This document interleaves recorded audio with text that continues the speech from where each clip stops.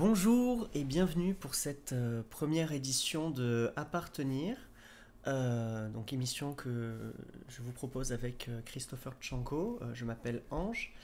Donc c'est une émission sur nos appartenances, nos identités et nos identités en déplacement notamment, et la pluralité de nos identités, puis nos déplacements, qu'ils soient physiques, intellectuels, culturels. Voilà. Est-ce que tu veux rajouter quelque chose, Chris? Oui, absolument. Donc, en fait, juste pour expliquer l'idée derrière cette balado, ce podcast, on a choisi le mot appartenir. Donc, l'idée vraiment derrière, ça part de l'idée, ça part de quelque chose de très personnel aussi, l'idée derrière cette émission. Donc, comme Ange a dit tout à l'heure, c'est né de l'intuition que nos déplacements, nos mouvements, nos métissages nous façonnent. Et dans une époque où tellement divisée, tellement polarisée autour des enjeux identitaires, des clivages identitaires, Appartenir vise à créer un espace de dialogue, de réflexion nuancé sur ces enjeux qui sont tellement euh, clivants dans nos sociétés. Et encore une fois, ça part de quelque chose de très personnel. Moi et Ange, et aussi Mohamed, notre invité, on a tous en commun le fait d'avoir immigré quelque part, on est tous des immigrés, on est à Montréal en ce moment. Donc on a tous un bagage aussi, des bagages culturels, nos propres héritages qui nous ont façonnés. Et donc, appartenir, c'est ça. On vise à réfléchir à quoi nous appartient véritablement dans un monde dans ces sociétés qui nous forcent à rentrer dans des cases, dans des cases identitaires. Donc, on choisit des invités qui ont eu un parcours passionnant. Euh, Comme le parcours aussi de Mohamed Imoussen. Donc, on va présenter notre invité. Et juste pour vous dire aussi que c'est moi, pour ma part, c'est ma première fois de faire un truc pareil. Donc, c'est ce moment d'apprentissage pour moi aussi. Mais je donne la parole à Ange qui va nous présenter comment Ouais. fonctionne aussi Twitch. Donc bienvenue je vois que Jean-Luc est là, je sais pas, on a quelques spectateurs quand même, donc bienvenue à vous. N'hésitez pas à nous poser des questions dans le chat, on voit le chat de loin, puis au besoin, moi je pourrais Ça marche. relancer un peu les questions dans le chat. Voilà, on vous lit, on est là. Euh, Puis c'est ça, bienvenue. Puis on va peut-être enchaîner sur notre invitation. Du coup, Mohamed, tu es au Canada depuis... Je suis au Canada depuis bientôt 4 ans. Bah déjà, merci beaucoup pour l'invitation. Ça me fait vraiment plaisir de venir partager ce moment de discussion avec vous. Donc c'est ça, je suis ici depuis 4 ans avec mon épouse. On est arrivé en février 2020, juste avant la Covid. C'était très éprouvant comme période, comme pour tout le monde. On est arrivé en fait pour faire un stage de fin d'études. Qui devait terminer notre master qu'on avait fait en France. Donc on avait choisi de venir faire notre stage de fin d'études ici au Canada. C'est ça. Et puis depuis, on y est, toujours. Et donc Mohamed, je me permets de te tutoyer parce qu'on Ouais. se connaît déjà depuis un bout de temps. Donc toi, tu es chercheur, tu es spécialiste en intelligence artificielle, des enjeux éthiques notamment, des enjeux sociologiques, comment ça impacte nos sociétés. Donc tu as déjà parlé un peu de ton parcours migratoire. L'idée derrière le podcast ici aussi, c'est de s'interroger sur quelles sont nos appartenances en pluriel, parce que l'idée derrière le podcast, c'est aussi que on n'a pas une seule identité, mais on est plusieurs. Donc chacun d'entre nous, on a plusieurs héritages, on a plusieurs, on parle des parcours différents. Donc, juste peut-être pour lancer l'épisode, quelles sont tes appartenances à la fois politiques ou migratoires? Je vais le tourner. Je me définis donc comme franco-algérien. Et c'est drôle, on a eu cette discussion hier avec des amis, c'est-à-dire que être d'une double, donc binationale, c'est ni être français, ni être algérien, c'est être franco-algérien, c'est de partager vraiment deux cultures. Et je me suis rendu compte pas mal de ça en rencontrant mon épouse, qui est elle aussi franco-algérienne, d'un même milieu social que moi. Et évidemment, il n'y a pas que la culture, il y a aussi la classe sociale dont tu proviens, dans laquelle tu as grandi, qui compte énormément. Mais on s'est rendu compte que c'est vraiment une identité propre. Donc je suis franco-algérien, je me sens de plus en plus montréalais aussi, et puis je me sens aussi de plus en plus appartenir à la communauté scientifique. Donc c'est ça, je me souviens, petite anecdote, j'ai été à une conférence l'année dernière et en fait à la SAT, donc c'est Société d'art technologique, où en fait il y avait une conférence sur les bactéries et là en fait c'était un chercheur de l'université de Montréal. Et à la fin il y avait une autre étudiante au doctorat et elle était très émue en fait de voir en fait ce partage scientifique, et nous on est plus en sociaux et la présentation c'était sur les bactéries, donc des sciences qui sont vraiment très loin de ce que nous on étudie, mais on fait partie de cette communauté là et parce qu'on partage certaines valeurs aussi. Donc c'est ça, je me considère aussi appartenir à cette communauté. Et c'est très intéressant aussi parce que donc, tu parles des identités professionnelles, tu parles d'une certaine identité nationale aussi. Et moi et Ange, par exemple, moi je suis originaire des Philippines, donc j'ai aussi cet héritage national, mais en même temps, je me considère quelqu'un je fais du journalisme, donc je suis aussi journaliste, je travaille dans les médias, donc j'ai aussi cette communauté professionnelle qui m'appartient, ou à laquelle j'appartiens. Et puis je laisse peut-être aussi Ange se présenter, parce que je sais que Ange, toi aussi, Ouais. tu as plusieurs Bah, pour se présenter aussi. je vais pas développer trop, mais bon, moi disons que ce qui m'intéresse, c'est il y a des notions de religion, de dialogue interreligieux, moi qui m'intéresse, de, de se mouvoir un peu dans ces questions-là. Puis pour ce qui est de la question territoriale, moi je me sens par exemple plus béarnais que français. Ou francophone, c'est-à-dire que je me sens soit attaché à la culture béarnaise, soit je me sens comment dire, assez fraternel en fait avec la francophonie de manière générale, avec les Belges, les Suisses, les Québécois, même si les Québécois, les Acadiens, c'est encore une autre manière de parler français, une autre culture, mais il y a cette langue qui nous relie, puis la notion de la langue en fait m'intéresse en particulier, mais c'est pas notre sujet du jour. Puis tu disais, toi, tout à l'heure, que tu te sentais de plus en plus montréalais. Qu'est-ce que ça veut dire être montréalais? Pour moi, être montréalais ou montréalais, c'est vraiment accepter, ouais, vivre avec la différence. C'est vraiment ça pour moi ce qui me saute aux yeux. Et je pense qu'à chaque fois que quelqu'un vient à Montréal, c'est vraiment de voir la diversité d'êtres humains. Paradoxalement, alors avant tu disais, Chris, on vit plus dans une société où on met des cases, etc. Et c'est vrai, je suis d'accord. Mais à Montréal, paradoxalement, je le sens moins parce que j'ai l'impression qu'on se fiche un peu des cases. On accepte un peu tout le monde. Après, tu sais, moi, c'est très facile de dire ça. J'ai pas grandi à Montréal. Je suis arrivé dans un milieu en sociologie où on est de base très ouvert à la diversité de tout. Donc, évidemment, c'est un peu très idyllique ce que je dis.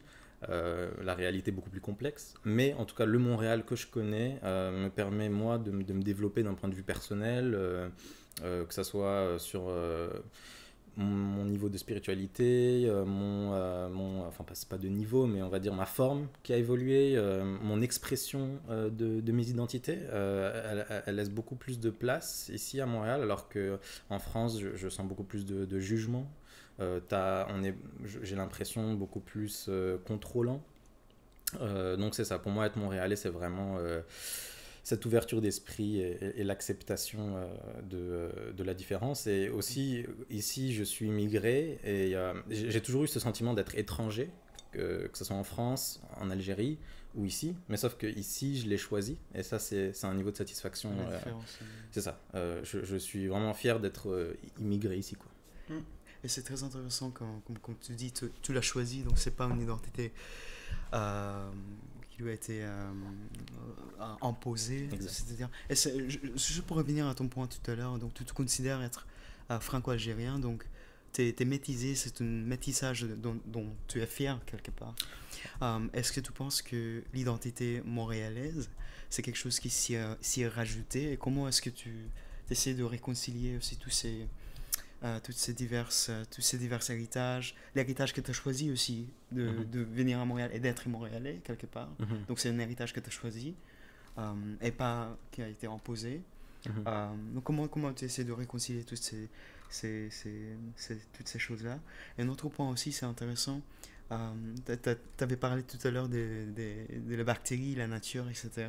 Et on sait que dans la nature, les métissages, les contaminations, c'est qui fait la vie. Donc c'est cette mixité génétique, cette mixité identitaire, c'est ce qui nous fait, c'est la nature en fait. Et c'est aussi la nature humaine. Comment est-ce que tu... Moi, ma vision de l'être humain, il y a deux positions, on va dire, philosophiques qui s'opposent. La première, c'est de voir l'être humain comme un être hétéronome, c'est-à-dire donc qui considère qu'il y a une force extérieure à lui, les lois sont extérieures à lui, donc la nature, par exemple, les lois physiques, tout simplement. Ou plus tard, ensuite, on a vu donc, des religions amener cette vision-là, donc, où on a un pouvoir ou une force qui nous dépasse, donc, qui est caractérisée par Dieu. Mais les sociologues vont parler plus d'injonction sociale, de contrôle social, de structure sociale. Donc, moi, je considère que l'être humain n'est pas totalement autonome. Donc, cette vision hétéronome vient s'opposer à l'autonomie de l'être humain. Et donc, pour moi, le fait de considérer l'être humain comme hétéronome vient l'inscrire en fait dans cet écosystème. C'est-à-dire que tu n'es pas complètement en fait maître de toutes tes actions. C'est-à-dire que tes actions s'inscrivent dans un écosystème. Et l'écosystème est très large, il est naturel d'abord. Donc avant tu parlais des bactéries et de la nature qui viennent en symbiose s'inscrire dans un état naturel. Et je ne pense pas que la nature, que les arbres se considèrent comme autonomes. Ils sont soumis aux lois de la nature. Et l'humain est soumis aux lois de la nature et aux lois sociales.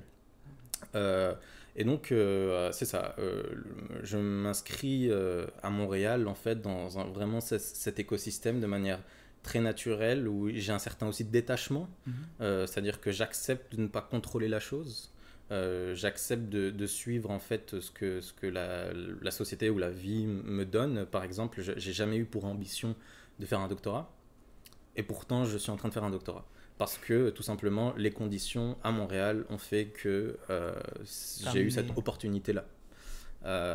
Donc c'est ça, Montréal, moi ça me permet de réconcilier aussi mes identités françaises. J'ai quitté la France en étant fâché de la France. Donc c'est sûr qu'en France je me sentais plus algérien. Je ne comprenais pas en fait ce que c'était être franco-algérien. Donc c'est vraiment en venant ici, en prenant du recul, que je me sentis franco-algérien. Et ça, c'est vraiment ça paraît peu, mais c'est une très belle révélation parce que ça me redonne, en fait... je sais quelle France j'aime, en fait. Je ne déteste pas la France. J'aime la France dans laquelle, en fait, j'ai grandi. Et cette pluralité culturelle qu'on a en France, c'est celle-là, la France que j'aime. Mais c'est intéressant, mais ce n'est qu'en partant que tu te découvres quelque part. Mais tu sais, c'est comme quand tu es en conflit avec ta famille, c'est vraiment en prenant de la distance en fait que tu te rapproches. Oui. Et c'est un peu ça. Même si je suis pas en train de dire que j'aimerais revivre en France, loin de là.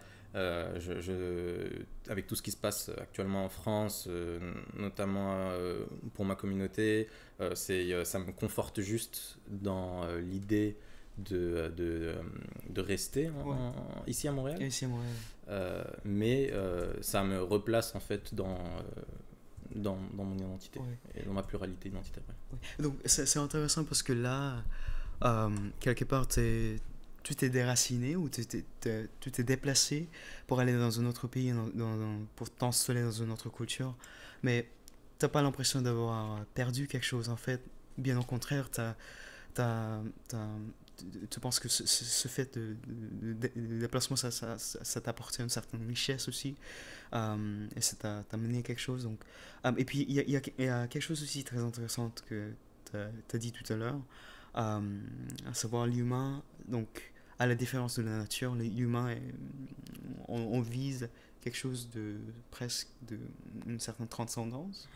À la différence de la nature, des bactéries où on est tout le temps soumise aux lois de la nature. Est-ce que tu peux juste approfondir ce point-là? Et c'est qu'en fait, on a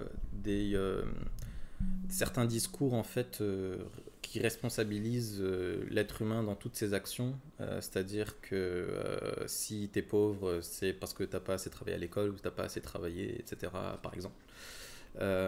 Or, ce que nous dit en fait l'économie, les sciences économiques et les sciences sociales, c'est qu'il y a des structures qui, au même titre, par exemple, que des lois de la nature, par exemple la météo, qui fait qu'une plante, elle a beau vouloir pousser en pleine Antarctique, bah, elle peut pas, parce que les lois de la nature font que ce n'est pas possible.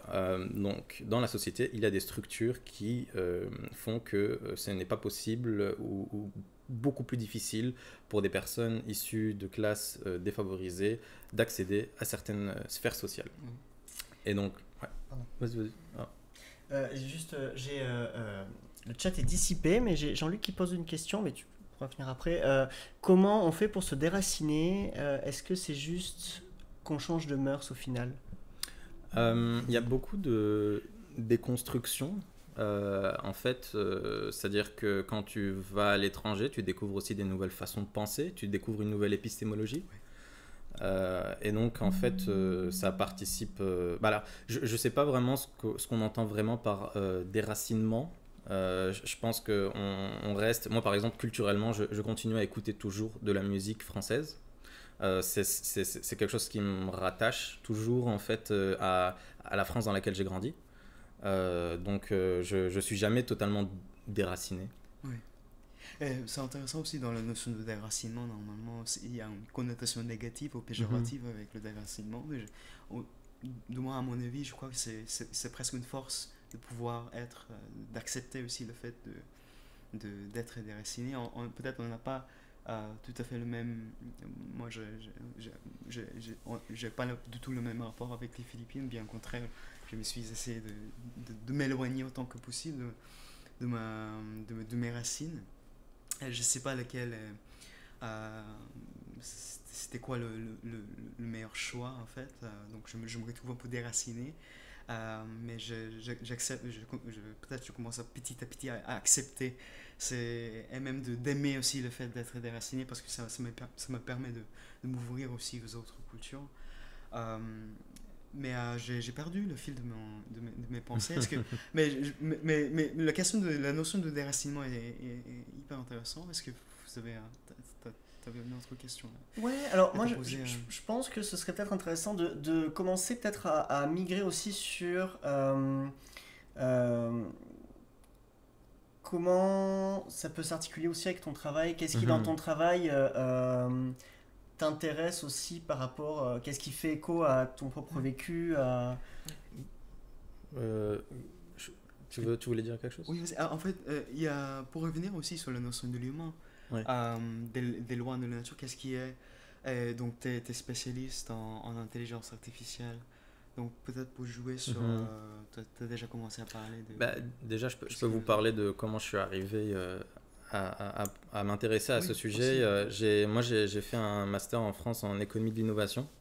Donc les questions de technologie et l'impact économique mais aussi social, donc ça m'a intéressé déjà quand j'étais en France. Sauf qu'en France, on n'avait pas vraiment une approche critique. On avait plus une approche de comment on peut faire en sorte pour augmenter l'innovation, pour la rendre plus effective de manière économique, etc.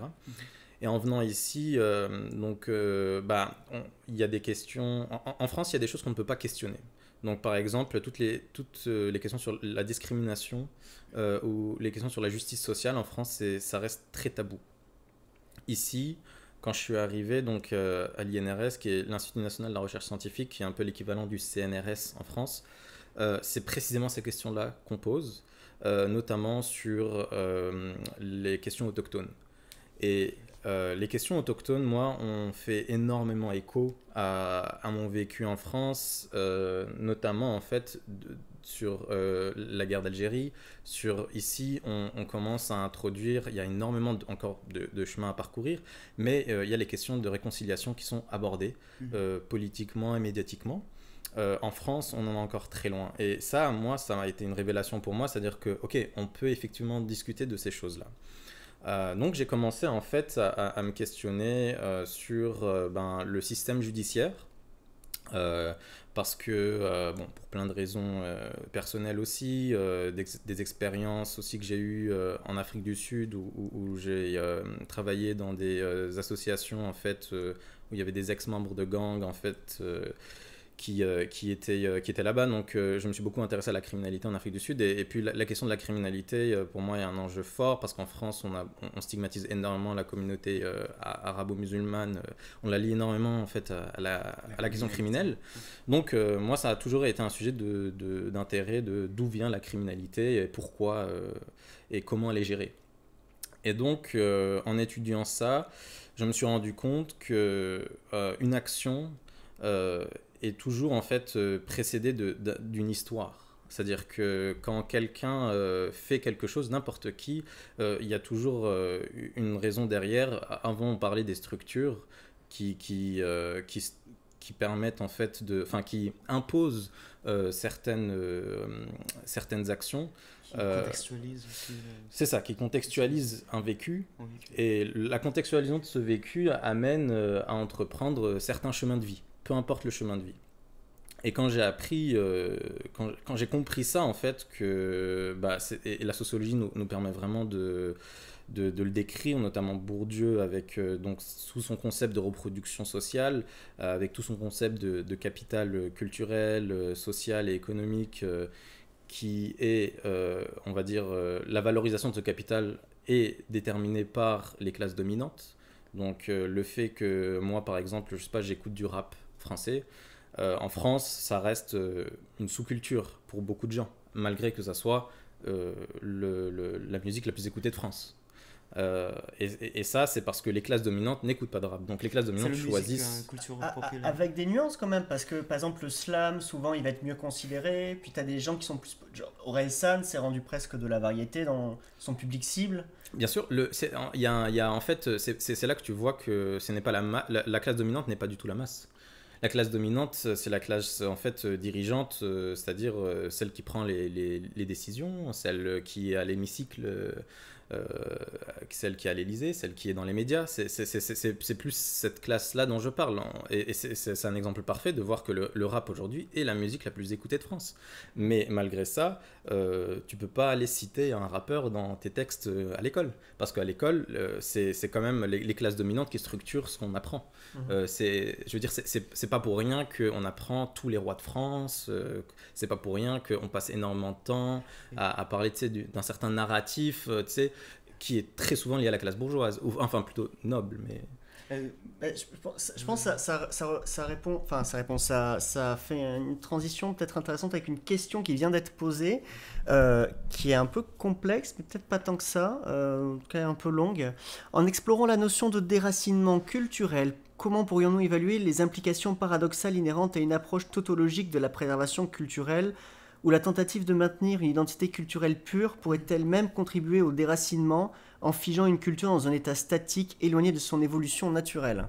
Ça rejoint un autre point, comment les cultures, à la base, comme dans la nature, quelque part, sont faites des métissages, des contaminations, des échanges. Ouais, bien Donc sûr. comment on essaie de s'éloigner de ce puritanisme, presque, d'après ce que j'ai compris de la question, mais... Bah, je sais pas si j'ai tout compris, mais c'est sûr, enfin, je veux dire que le déracinement, ou en tout cas la mixité culturelle, et à travers l'histoire nous l'a prouvé 1 milliard de fois, je veux dire, pour moi le conservatisme, bah, c'est juste un fantasme, dans le sens où il n'y a absolument aucune langue qui a résisté au mouvement migratoire, à la pluralité culturelle, donc il est complètement, pour moi, enfin... c'est ça, pour moi c'est un fantasme de croire que la langue française par exemple ne va pas continuer à évoluer. Ouais. Et ça aussi, ça m'a permis, par exemple, moi personnellement je parle l'arabe algérien, et quand j'étais plus jeune j'avais été toujours frustré de ne pas parler l'arabe littéraire, qui est considéré comme l'arabe classique, normatif, ouais. etc. Exactement. Et en fait c'est vraiment en venant ici, et notamment en découvrant que le français québécois c'est un français qui est propre à l'identité québécoise. Et donc pour moi, l'arabe algérien, c'est une langue à part entière, et je parle l'arabe algérien, je ne parle pas l'arabe classique. Et parce que en fait on critique beaucoup l'arabe algérien ou l'arabe des pays d'Afrique du Nord, parce qu'il y a beaucoup de mots français par exemple, et donc il y a aussi ce conservatisme dans ces pays-là, Oui. où il y a quand même quelque chose de plus noble, parce que quand la langue est plus ancienne. Et donc en France on a un peu aussi le même débat, dans le sens où on va accorder un plus grand respect à un français écrit comme avant, entre guillemets. On a beaucoup de réticence à accepter l'évolution de la langue, à l'introduction de nouveaux mots, et c'est ça, on a toujours beaucoup de débats sur le fait qu'il y a des nouveaux mots qui rentrent dans le dictionnaire chaque année, etc., notamment des mots arabes, et c'est ça qui fait le plus je pense parler dans certaines sphères. Et les intelligences artificielles dans tout ça, dans quel sens elles font évoluer notre société justement? Donc c'est ça, moi je m'intéressais à la criminalité, et puis j'ai toujours eu aussi un regard sur la technologie, et puis je suis tombé en fait sur un article qui mentionnait le fait que on utilisait des intelligences artificielles dans les tribunaux, notamment aux États-Unis. Déjà, le terme intelligence artificielle, c'est beaucoup décrié dans les différents milieux, notamment académiques, où c'est plus, on va dire, un argument marketing, parce qu'en soi, qu'est-ce que l'intelligence? Donc il y a beaucoup de questions philosophiques aussi qui apparaissent, mais c'est vrai que l'IA vient perturber énormément de sphères dans les universités notamment, mais c'est aussi, je trouve, un très beau moyen en fait de rassembler les différentes disciplines. Par exemple, j'ai assisté à une colloque où on avait des philosophes, des économistes, des sociologues, des historiens, etc. Et c'était la première fois en fait que j'assistais à une telle multidisciplinarité. Et je pense que l'IA doit permettre justement la communication entre différentes sphères. Parce que on est très souvent en fait chacun dans son petit monde, avec les économistes d'un côté, les sociologues d'un l'autre, les informaticiens d'un autre, etc. Et je pense qu'on doit prendre ça comme une opportunité de redéfinir notre société. Donc j'ai lu cet article sur l'utilisation de l'IA dans les tribunaux, qui consistait à utiliser l'intelligence artificielle comme un évaluateur des risques de récidive. Donc quand on est au tribunal, quand on a commis un délit ou un crime, on est soumis à une évaluation de risque de récidive avant de savoir si par exemple on va t'accorder une peine de prison. C'est ça. En fait, elle apparaît à différents moments. Bref, c'est pas important. Mais ce qui est important, c'est que cette évaluation de risque a un impact direct sur la vie de la personne. Et donc, si l'évaluation est mal menée, eh ben, ça crée une injustice. Et ce qu'on a remarqué, c'est que ces IA menaient des évaluations de risque et étaient biaisées. C'est-à-dire que systématiquement, elles mettaient les personnes noires donc dans un niveau de risque de récidive plus élevé qu'une personne blanche, avec un casier judiciaire égal à crime égal. D'accord. Et ça vient d'où? Ça vient tout simplement en fait des bases de données, qui sont les données sont contextualisées, sont inscrites en fait dans un certain contexte, c'est-à-dire que la façon dont on va collecter les données dans une période, c'est soumis en fait au contexte sociopolitique de cette période-là. L'IA, par exemple, va collecter des données historiques où on voit, par exemple, que les personnes noires aux États-Unis constituent la grande majeure partie des détenus. Mais le fait que la majorité des détenus aux États-Unis soient noirs, c'est lié à des politiques racistes historiques. Mais l'IA, ça ne le comprend pas. Pour elle, s'il y a des détenus, plus de détenus noirs qui sont donc en prison, c'est que les personnes noires sont plus dangereuses que les personnes blanches.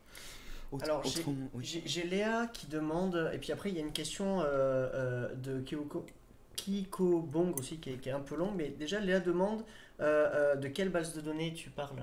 Alors ça c'est une très bonne question parce que justement quand les entreprises privées de ces IA produisent ces IA, on n'a pas en fait une transparence sur les bases de données. Donc on a accès à quelques questions. En fait, c'est un formulaire que l'IA va, par exemple, définir sur, par exemple, est-ce que la personne qui est évaluée habite dans quel quartier? Sous-entendu, plus le quartier est pauvre et plus, en fait, les risques de récidive sont élevés. Ou, par exemple, est-ce que la personne donc évaluée reçoit des aides du gouvernement? Sous-entendu, encore une fois, que c'est une personne pauvre, donc soumise à un plus haut risque de récidive. Donc les bases de données, concrètement, on les a pas, et c'est ça la problématique. C'est ça tout l'enjeu. On ne sait pas en fait d'où est-ce que les IA tirent ces données. Alors que, par exemple, au Canada, on utilise donc les psychologues, parce qu'à la base, c'est quand même des psychologues qui font ces évaluations de risque, utilisent des outils actuariels.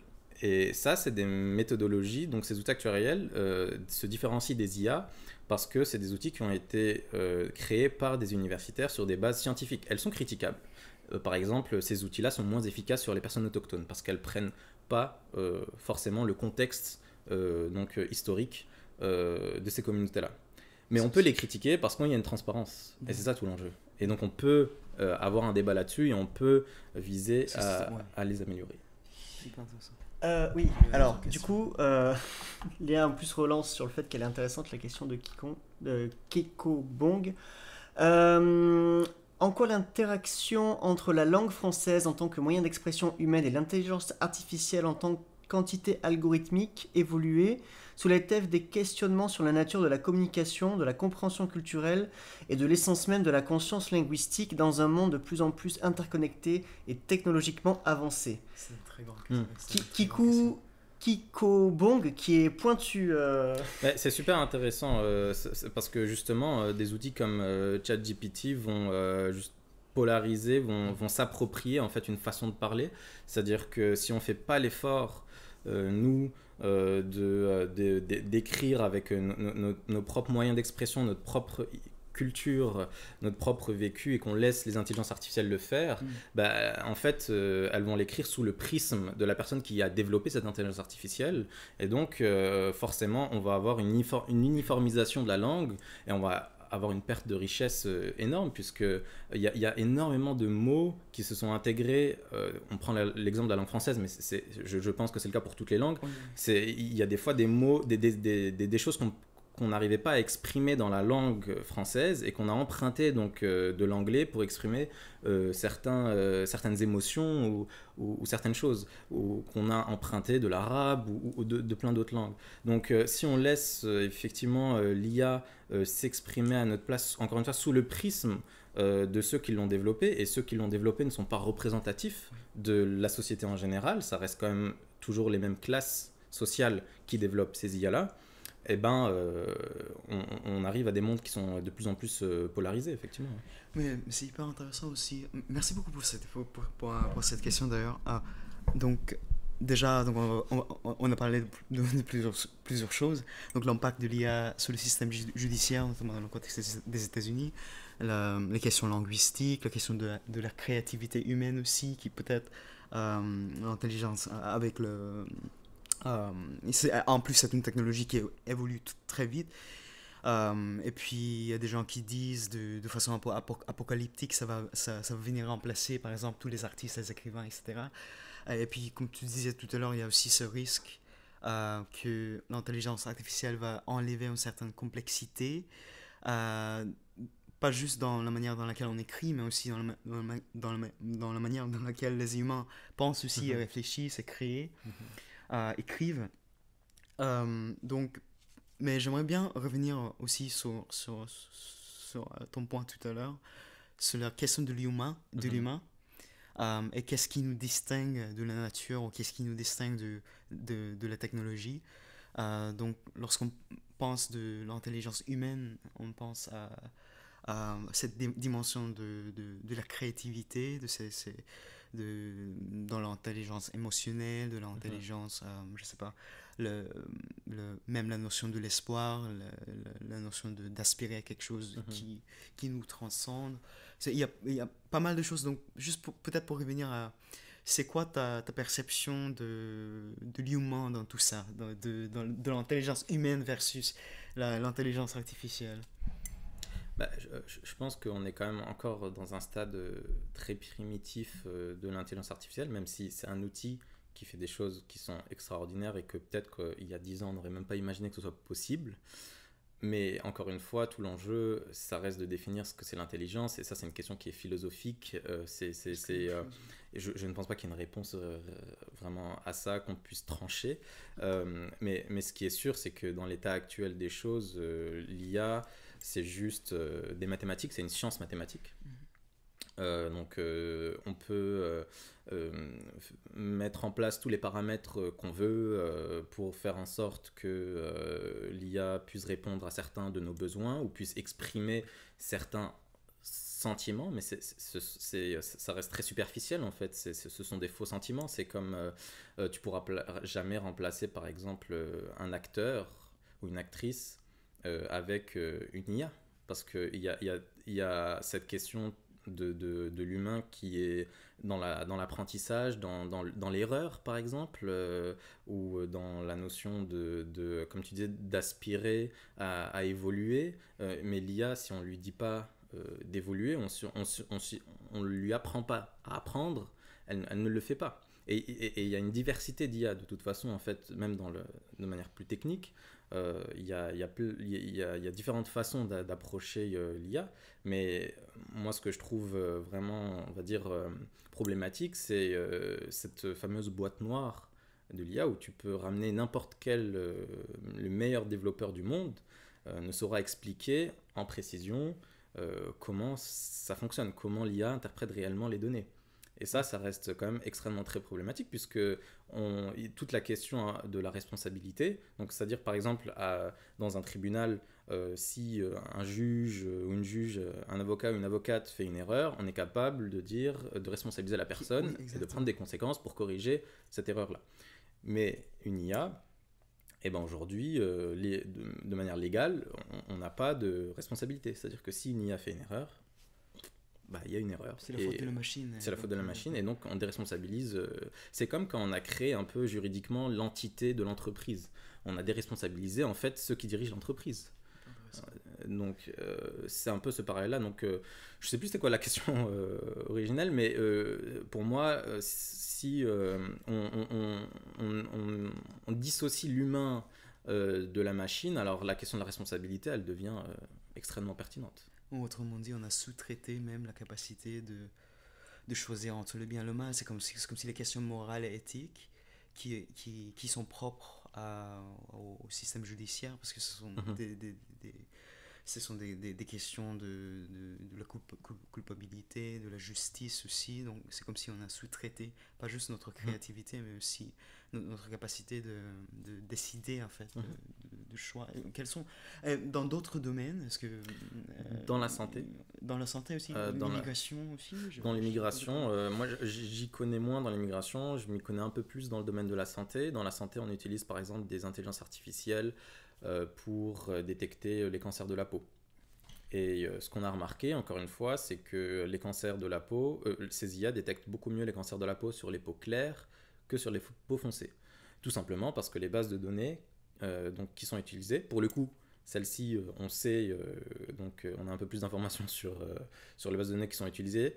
Là, on s'est rendu compte en fait que la représentation des peaux foncées était beaucoup plus faible que celle des peaux claires, et donc tout simplement l'IA est plus entraînée à détecter les cancers sur les peaux claires.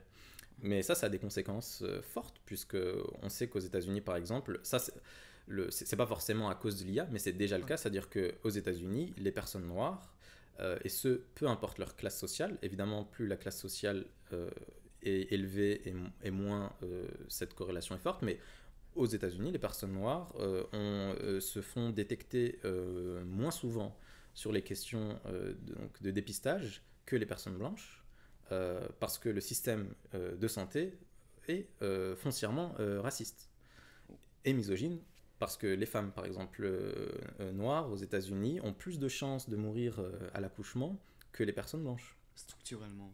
Structurellement. Ça produit ou ça exactement. Amplifie. Donc si on utilise maintenant l'IA, on introduit l'IA dans ces systèmes de santé où il existe déjà des inégalités très problématiques évidemment, et ben ça risque seulement de les renforcer si on ne se pose pas ces questions-là. L'IA peut devenir un outil où justement on peut inverser la tendance, mais si on ne se pose pas cette question-là au départ, c'est clair et net qu'on fera juste que renforcer ces inégalités. Peut-être, s'il n'y a pas d'autres questions dans le chat, j'ai une question aussi pour Ange en fait, parce qu'Ange, toi, t'es artiste, donc c'est quoi? Parce qu'on a beaucoup discuté aussi de cette question de l'intelligence artificielle, sur comment ça pourrait, quels sont ton avis sur l'impact de l'intelligence artificielle sur la créativité artistique, par exemple? Ouais, alors moi j'avais déjà fait une discussion avec une artiste chercheuse aussi qui s'appelle Lisée Armé sur les programmes justement dits intelligents dans le cadre de la création.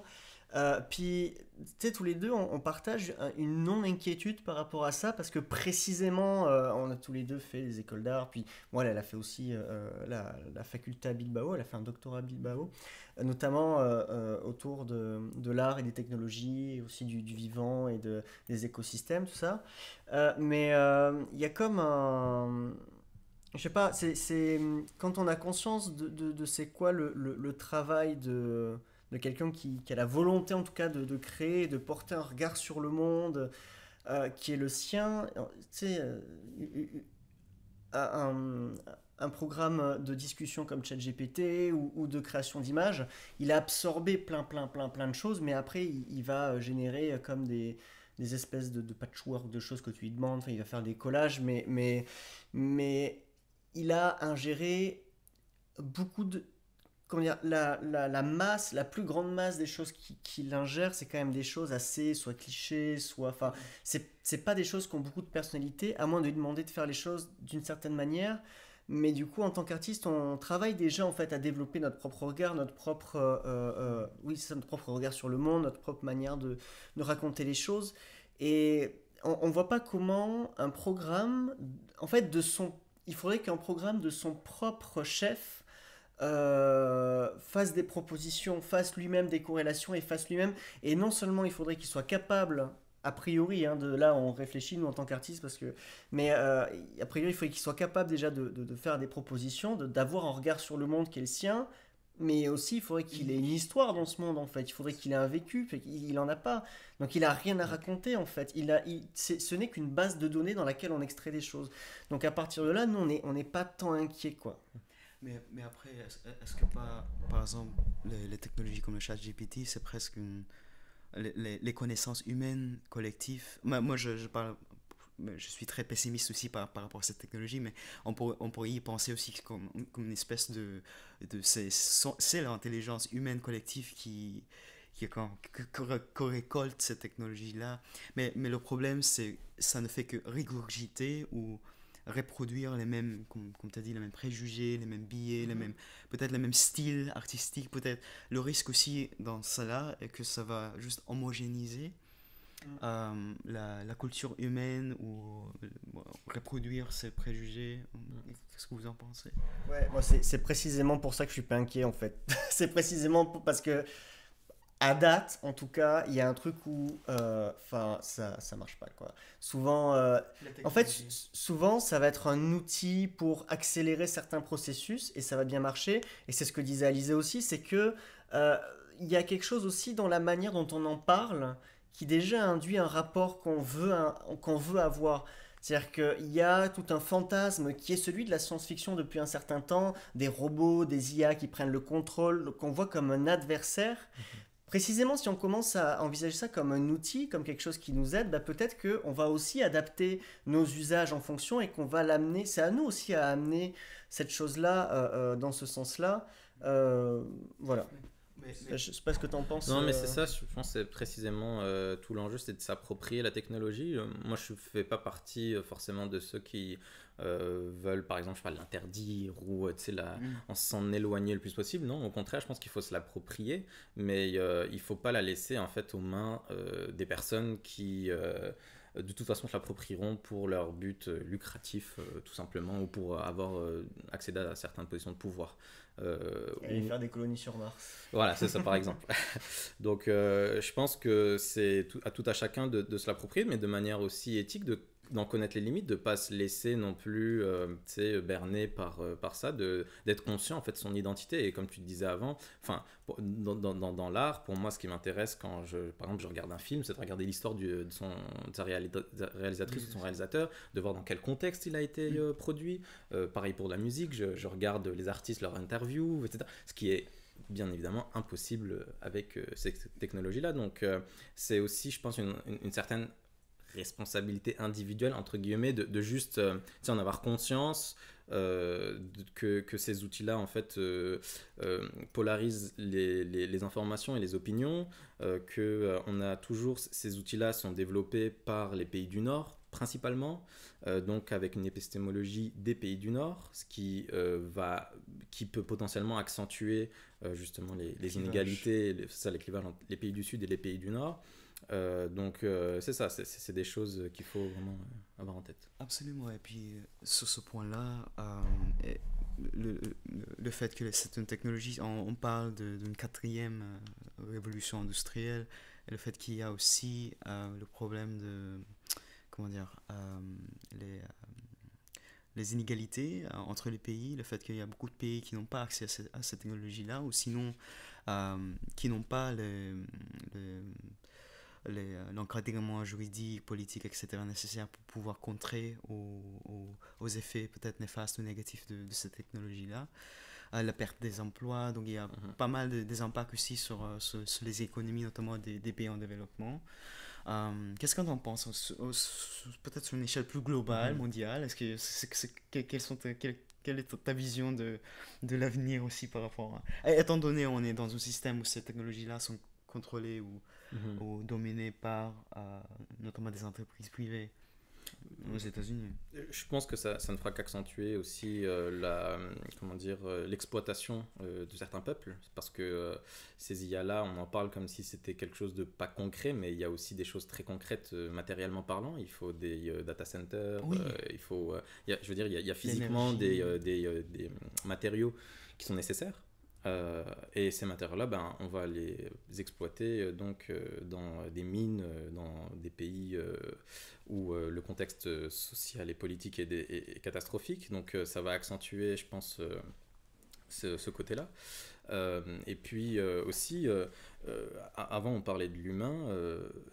On est quand même capable aujourd'hui, on est dans une société, en tout cas dans les pays du Nord, on pourrait vivre un mois sans avoir une interaction humaine. C'est-à-dire qu'on peut prendre les transports en commun sans, juste avec la carte, passer les portiques qui s'ouvrent. On peut aller dans les caisses automatiques pour faire nos courses. Il y a même des IA aujourd'hui qui peuvent faire des évaluations psychologiques et qui d'ailleurs ont même documenté, par exemple, des symptômes de la dépression qu'on ne connaissait pas avant. juste par des caméras à reconnaissance faciale. Donc on va être capable en fait de vivre sans avoir une interaction humaine. Et ça, je trouve ça triste, parce que l'expérience humaine, pour moi, c'est un peu aussi, je trouve, le but sur Terre, sinon je ne vois pas trop pourquoi on est là. C'est ça. Pour moi, l'IA risque en fait d'accentuer le fait qu'on sorte de cet écosystème. Déjà que la révolution industrielle a fait en sorte qu'on n'est plus du tout en cohabitation avec la nature, que ce soit dans nos exploitations, dans nos expressions. Et je pense que l'IA va conditionner encore plus ça. Et c'est ça. Je sais plus c'était quoi ta question de départ. Non, justement, sur l'impact que ça peut avoir, parce qu'on connaît très bien le contexte des pays du Nord, des pays développés qui ont développé cette technologie-là, mais on ne sait pas encore. Et là, je réfléchis au problème je sais pas, de la désinfo, des fausses nouvelles dans beaucoup de pays en développement, et puis aussi la potentiel de cette technologie de fabriquer des images, des fausses nouvelles. Donc, je sais pas, c'était une question très vaste, mais on ne sait pas quels seraient les impacts aussi sur... Mais je pense qu'à chaque révolution technologique, il y a eu ces craintes-là. Par exemple, au niveau dans les tribunaux, aujourd'hui, avec les intelligences artificielles, on est capable de recréer des images, des fausses images, où à l'œil nu, on serait incapable de différencier le vrai du faux. Donc ça pose énormément de problèmes. Par exemple, si dans certaines affaires, si on peut trafiquer des caméras de surveillance ou les images de caméras de surveillance, ou si on peut trafiquer certaines preuves avec les IA, ça sera possible. Mais je pense que derrière, on aura toujours aussi les capacités de contrer ça, comme on l'a toujours eu. Il y a toujours eu l'utilisation de la technologie comme quelque chose de mal, entre guillemets, ou dans un mauvais objectif, et on a toujours un peu réussi à le contrebalancer. Donc j'ai pas vraiment, je pense en tout cas, de crainte à ce niveau-là, si ce n'est que évidemment les inégalités entre les pays du Sud et les pays du Nord vont s'accentuer, je pense, parce que comme tu parlais avant, de l'accessibilité à ces technologies-là vont faire en sorte que, même au sein même d'un territoire, hein, c'est-à-dire que rien qu'au Québec, à Montréal, on est très bien desservi en termes de téléphone, d'internet et technologie, mais il suffit juste d'aller dans le nord du Québec et la réalité est tout autre. C'est-à-dire que avoir internet dans le nord du Québec, ça reste un luxe, parce que c'est une technologie qui coûte très cher. Quand tu parles du nord du Québec, tu parles du nord accessible en voiture, ou tu parles carrément... Je parle du nord-nord, là où il n'y a pas... oui, exactement, principalement. Alors, tu sais, il ne s'agit pas pour moi d'imposer la technologie. Je suis seulement contre la technocratie, de dire que tous les pays doivent avoir accès à l'IA et à Internet. Non, je ne pense pas. Je pense que chaque région doit retrouver, en fait, ou trouver la façon de vivre, de cohabiter dans son habitat, dans là où elle se trouve. Et je pense que cette volonté de vouloir absolument que tout le monde soit au même niveau, au niveau technologique, c'est un peu aussi du néocolonialisme. Intéressant. C'est ça. Et je me demandais, toi qui es dans les milieux de la recherche, est-ce que tu as trouvé des différences d'intérêt, des différences peut-être de subventions, des différences entre la France et le Québec sur ces enjeux-là? Pourquoi être venu ici? Est-ce que précisément s'il y a quelque chose qui se joue ici et qui ne se joue pas en France, notamment vu que tu viens de France? Montréal, ouais, Montréal, c'est vraiment le hub de l'éthique de l'IA. En 2018, l'Université de Montréal a produit donc la déclaration de Montréal pour une utilisation éthique de l'IA, qui est donc un outil qui est utilisé à travers le monde aujourd'hui. Alors, je reste quand même très critique de l'éthique de l'IA, parce qu'elle est souvent utilisée en fait comme un moyen par les entreprises de contourner le droit. Donc de dire non, mais on n'a pas besoin de législation, on va utiliser l'éthique et on va produire des IA éthiques, vous inquiétez pas. C'est ça, cette fameuse autorégulation, c'est beaucoup de bullshit en réalité, parce que dans beaucoup d'autres déclarations, dans beaucoup d'autres textes éthiques, au final les parties prenantes, y a un conflit d'intérêts clair. Donc, c'est comme en France, dans l'Union européenne, on a un texte juridique, donc on a l'IA Act, qui est le texte juridique le plus contrôlant, entre guillemets, au monde, mais ça veut tout rien dire, parce que au final, cette IA Act est très critiquée par les universitaires comme étant juste comme une réglementation pour préparer le marché de l'IA pour ne pas se faire distancer par les Chinois et les États-Unis et les Américains. C'est ça, il y a toujours au final une perspective très capitaliste, et au final, toutes les causes se rejoignent, et je me souviens qu'à la colloque à laquelle j'ai participé sur l'éthique de l'IA, il y avait beaucoup de choses qui étaient pointées du doigt, etc. Mais à la fin, quand on fait l'addition de ça, c'est juste le système capitaliste dans lequel il est créé, dans lequel on évolue aujourd'hui, qui est problématique. C'est-à-dire qu'on peut tourner le problème dans 1 milliard de sens. À la fin, c'est quand même le fait qu'on autorise en fait des entreprises à jouer avec des vies pour avoir de l'argent.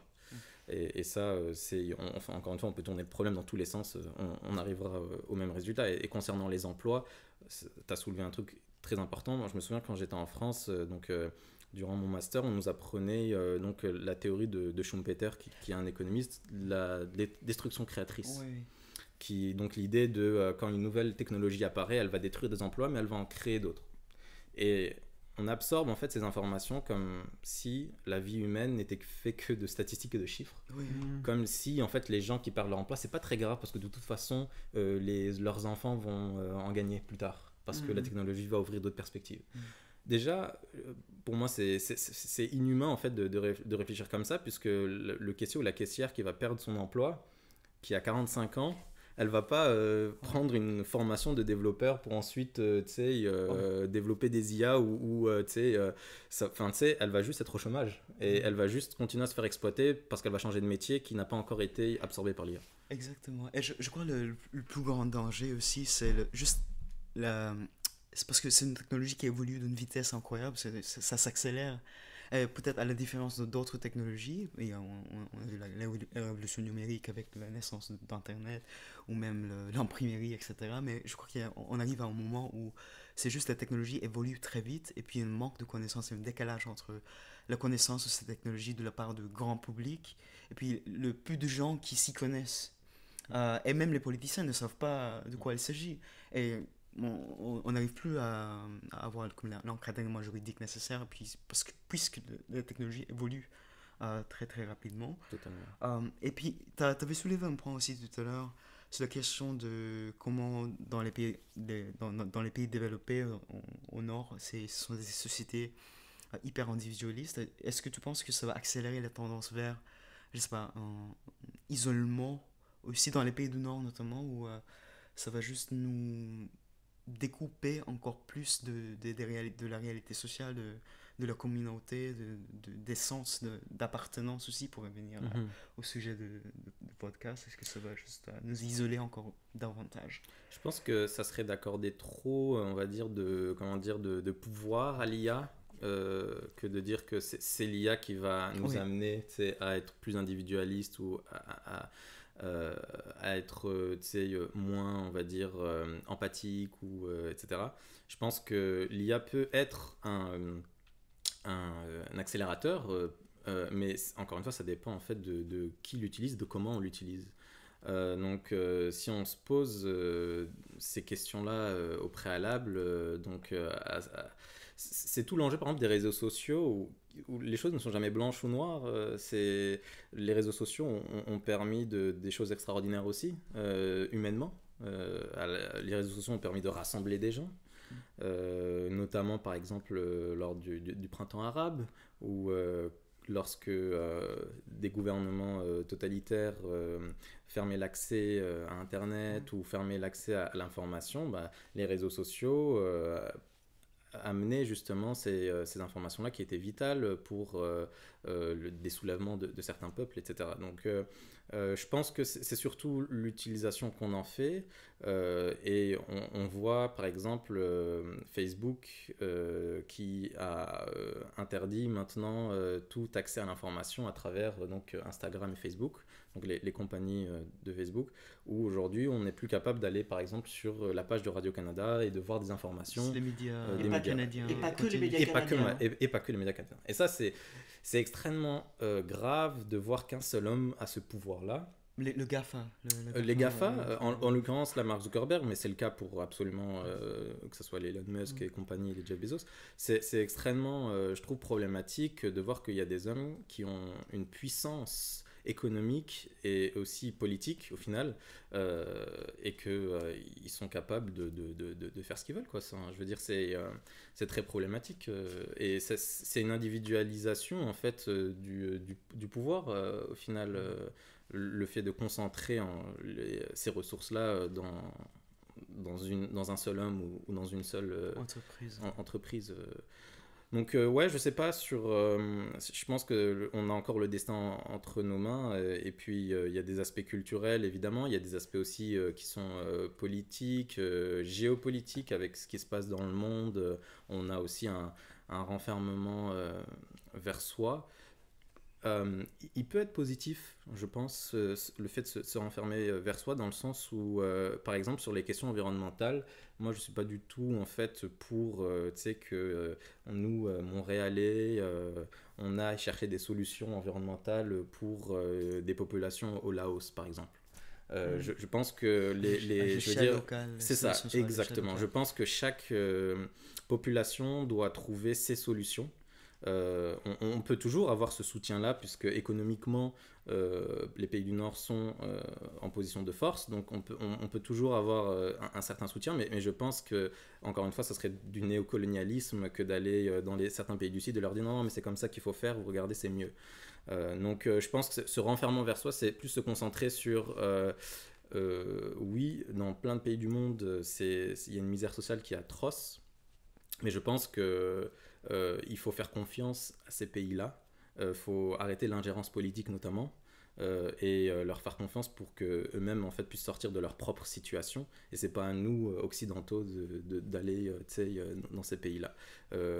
Quand je vois, j'étais à Vancouver l'année dernière, et j'ai été totalement choqué de voir une rue qui fait plus de je sais pas combien de kilomètres, avec que des personnes sans abri, où il y a un monde parallèle qui s'est créé, où des personnes utilisent des substances, donc des drogues extrêmement dures, où tu voyais des personnes où tu savais pas si la personne était encore vivante ou en overdose, et tu dis on est au Canada, et il y a ça qui se passe. Ouais. Et ensuite, quelques temps plus tard, je suis allé à l'expo de photographie au Vieux-Port, et là, tu vois des photographies du monde entier, en Iran, le combat des femmes, en Palestine, en Égypte, etc. Et tu vois en fait, ou en Amérique du Sud, et Le même problème. tu vois un récit où en fait, tu as une société canadienne qui dépeint les autres pays comme étant, ou qui vivent des problématiques très sérieuses, et c'est le cas. Mais derrière, il n'y a même pas en fait un questionnement sur soi-même. Moi, j'ai pas vu des photos de toutes ces personnes sans abri dans cette exposition. J'ai pas vu des photos des communautés autochtones qui se font maltraiter par l'armée canadienne, par exemple. Et donc, c'est pour moi ça qui est important, c'est de recentrer sur nos propres problèmes d'abord avant de donner des leçons aux pays du Sud. C'est un problème très connu, mais en même temps, on a besoin de cette coopération internationale justement pour pouvoir, au moins c'est mon avis, de pouvoir encadrer aussi des technologies telles que l'intelligence artificielle, le problème de changement climatique. On a besoin aussi de cette solidarité humaine, ou une espèce de coopération à l'échelle internationale pour pouvoir y faire face. Le problème, c'est qu'on a toujours, par exemple, c'est tout bête, mais à l'ONU, il y a des pays qui ont plus de poids que d'autres. Notamment ou dans le G7, le G8, hein, ce genre d'organisation où on a quand même des pays qui vont décider pour les autres. Je veux dire, si on prend les contextes géopolitiques, c'est quand même les pays du Nord qui décident du narratif. Voire un pays en Après. particulier auquel les autres se rattachent. Exactement. Donc, je veux dire, pour moi, ça serait trop prétentieux de dire que l'Union européenne ou les États-Unis doivent définir le cadre légal pour contrôler la technologie pour le monde entier. Je pense que c'est, par exemple, je vais prendre l'exemple de l'Algérie, c'est à l'Algérie de définir soi-même quel cadre pour sa société, pour son contexte, de comment utiliser la technologie. La souveraineté numérique. Exactement. Parce que Je pense que la souveraineté régionale, même plus que nationale, régionale, je pense qu'elle est hyper importante. Je veux dire, par exemple, c'est pas à Ottawa qu'on va décider de ce qui est le mieux pour les Québécoises et les Québécois, par exemple. Je pense que c'est important que chaque région aussi ait une certaine autonomie, parce que chaque région se connaît mieux que le décideur au final. C'est comme en France, je veux dire, pour moi c'est quand même assez ridicule de voir que toutes les décisions qui sont prises à Paris, Ouais. qui sont complètement en fait détachées, complètement ignorant de ce qui se passe dans les régions de France, enfin la France est quand même hyper complexe en termes de régions, quoi. Mmh. Donc c'est ça. Mais je sais pas si il nous reste du temps et des commentaires dans le chat. Non, là c'est devenu calme. Ouais. Ouais. Mais j'avais une autre question aussi, puisqu'on est sur les enjeux de Nord versus le Sud, etc. Et pour revenir sur la question de l'IA, je me demande quelles sont les différences entre, par exemple, l'IA telle qu'elle a été développée en Europe ou aux États-Unis versus dans les pays plus autoritaires. Parce qu'on voit aussi comment la technologie est instrumentalisée par l'État chinois, par exemple, ou là aussi, ou je sais pas quoi, mais au moins, à mon avis, dans les pays démocratiques, au moins, vous avez une société civile qui va pouvoir quand même pousser pour que l'IA soit utilisée de façon plus éthique. Alors, en principe, en théorie, en théorie, le problème c'est qu'on a quand même, par exemple, Londres, qui est la ville la plus surveillée du monde occidental, avec les CCTV, qui utilisent des intelligences artificielles à reconnaissance faciale. Donc ça pose problème en Chine, mais ça pose moins problème à Londres. Donc c'est toujours aussi un contrôle du récit. Je condamne et je critique absolument l'utilisation de l'IA qui est faite en Chine. Elle est extrêmement problématique. Mais ça ne doit pas nous empêcher aussi d'avoir une autocritique. En France, par exemple, les Jeux Olympiques de 2024, on va utiliser des drones à reconnaissance faciale. Et ça, c'est passé à l'Assemblée nationale pendant toute l'histoire des retraites en France. C'est passé comme une lettre à la poste. Donc, il y a certaines sociétés civiles, mais avant, on parlait un peu d'éducation. Peut-être que tout le monde ne voit pas non plus la problématique ou ne voit pas l'enjeu de tout ça. Et sauf que les décideurs publics, eux, le voient. Cet enjeu-là. Et donc, ils vont être capables de ficher, par exemple, des activistes écologiques parce qu'ils étaient à une certaine manifestation, qu'on a réussi à les filmer, par reconnaissance faciale, etc. etc. Ça, c'est des choses déjà qui se font. Orwellien. Pardon ? Orwellien. Ouais, exactement, c'est ça. Donc, c'est sûr qu'on a peut-être plus de levier qu'en Chine, mais il n'en reste que... on va dans la même direction. C'est ça l'ironie. Exactement. On va dans le même sens. On va finalement, c'est ça, finalement on va dans le même sens. Ok. Parce que je sais pas si tu Ça fait 1h07. Si vous avez des choses à dire encore, on n'est pas pressé, mais si vous avez fini, on peut conclure. Mais toi, Mohamed, peut-être pour conclure, quelle serait la solution vraiment pour tous ces risques que pose l'intelligence artificielle je pense qu'il y a il y en a plein des choses à faire. La première, ça serait de vulgariser tous ces concepts, le fait de... Par exemple, j'étais allé cet été présenter justement les enjeux de l'intelligence artificielle à des jeunes de 14 à 17 ans qui étaient dans une école donc, de développeurs qui s'est tenté de développer une IA durant l'été.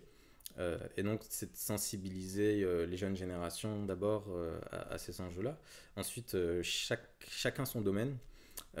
J'ai été invité, par exemple, à contribuer à un article sur la reconnaissance, sur le diagnostic de la Covid par la voix. Donc, j'ai été invité à critiquer la méthodologie, par exemple, Et au final, on a poussé en fait le chercheur principal à refaire des analyses en prenant en compte tel et tel paramètre, et il s'est rendu compte finalement, effectivement, que l'IA était son diagnostic était plus efficace pour certaines populations que pour d'autres. Donc l'interdisciplinarité, pour moi, elle est aujourd'hui essentielle. On doit tous collaborer entre chercheurs et académiciens, académiciennes. Et puis ensuite, pour le reste des solutions, je suis pas assez spécialiste. En tout cas, dans mon domaine, c'est ça les solutions pour moi.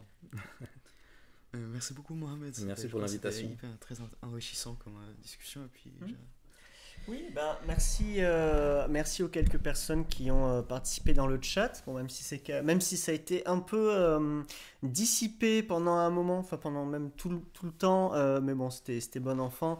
Il y a quand même eu des questions intéressantes, donc merci d'avoir participé. Merci donc aux 3 personnes notamment que j'ai vues, Léa, Jean-Luc et Kiko Bong.